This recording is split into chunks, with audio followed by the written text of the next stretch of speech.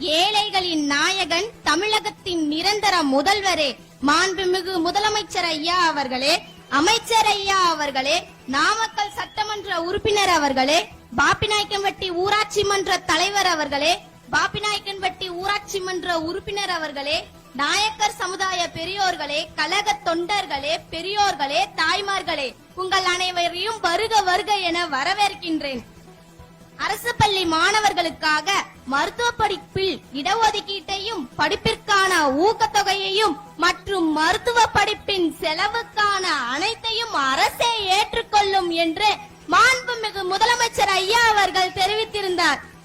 இதுவரை எந்த மாநிலத்திலும் இல்லாத வகையில் நமது முதலமைச்சர் ஐயா அவர்கள் நமக்கு வழங்கியுள்ளார்.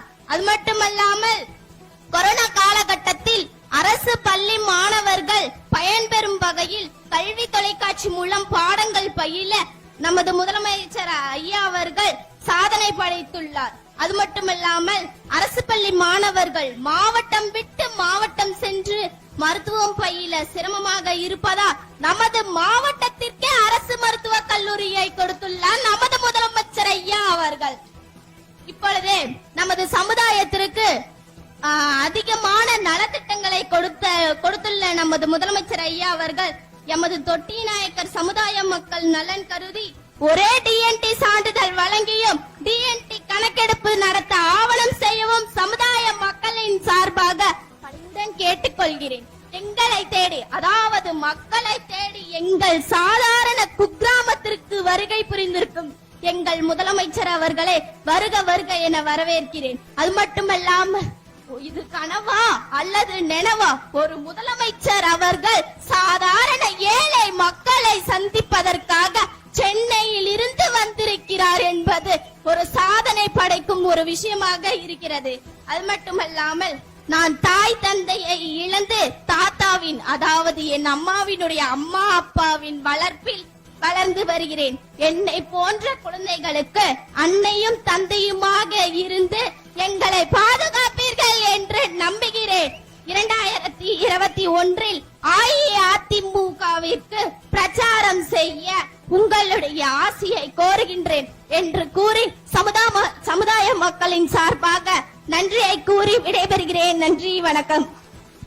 அற்புதமாக உரையாற்றிய மாணவி ரஞ்சினி ஸ்ரீ அவர்கள் எவ்வளவு தெளிவாக, அர்த்தமாக, அற்புதமாக ஒரு சின்னஞ்சிறு கிராமத்திலே பிறந்து வளர்ந்து தாய் தந்தை எல்லாரும் அவருடைய தாத்தா அரவணைப்பிலே வாழ்ந்து வருகின்ற அந்த குழந்தை எவ்வளவு அற்புதமாக இந்த மண்ணிலே வந்து மேடை ஏறி பேசுகின்ற சொன்னால் எந்த அளவுக்கு வளர்ச்சி அடைந்திருக்கு என்பதை நீங்கள் எண்ணி பார்க்கிறீர்கள். ஒரு நாடு வளர்ச்சி அடைய வேண்டும் என்று சொன்னால் கிராமம் வளர வேண்டும். கிராமம் வளர்ந்தால்தான் நாடு வளரும். உழைப்பாளில் நிறைந்த பகுதி கிராமம். இரவென்றும் பகலென்றும் பாராமல் வெயிலும் மழையும் பொருட்படுத்தாமல் உழைக்கின்ற வர்க்கம் கிராமத்திலே வாழ்கின்ற மக்கள். அப்படி உழைக்கின்ற மக்களுக்கு தேவையான அடிப்படை வசதிகள் முழுமையும் எங்களுடைய அரசு இன்றைக்கு கொடுத்து. என் பேர் ரஞ்சனி ஸ்ரீ. நான் 10th ஸ்டாண்டர்ட் படிக்கிறேன். கவர்மெண்ட் ஹையர் செகண்டரி ஸ்கூல் செல்லப்பம்பட்டியில இருந்து வரேன்.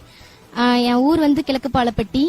எனக்கு அம்மா அப்பா இல்ல. எங்க அம்மாவனுடைய அப்பா அம்மா தாத்தா வீட்டுல தான் வளர்றேன். எனக்கு எங்க தாத்தா பாட்டி தான் பாதுகாப்பு. எனக்கு தம்பி இருக்கான். அது மட்டும் இல்லாம இன்னைக்கு முதலமைச்சர் இங்க வராருன்னு தெரிஞ்சுக்கிட்டு நான் இங்க வந்தேன். முதலமைச்சர்கிட்ட என் கோரிக்கையை சொன்னேன். முதலமைச்சர் எனக்கு மட்டும் இல்ல, தமிழ்நாட்டுல இருக்க அனைத்து அம்மா அப்பா இல்லாத குழந்தைகளுக்கு என்னால் எல்லா உதவிகளையும் செஞ்சு தரேன். அப்பாவுடைய அந்த இடத்துல இருந்து நான் எல்லாத்தையும் செஞ்சு தரேன் அப்படின்னு சொல்லி எனக்கு உறுதியளிச்சிருக்காரு.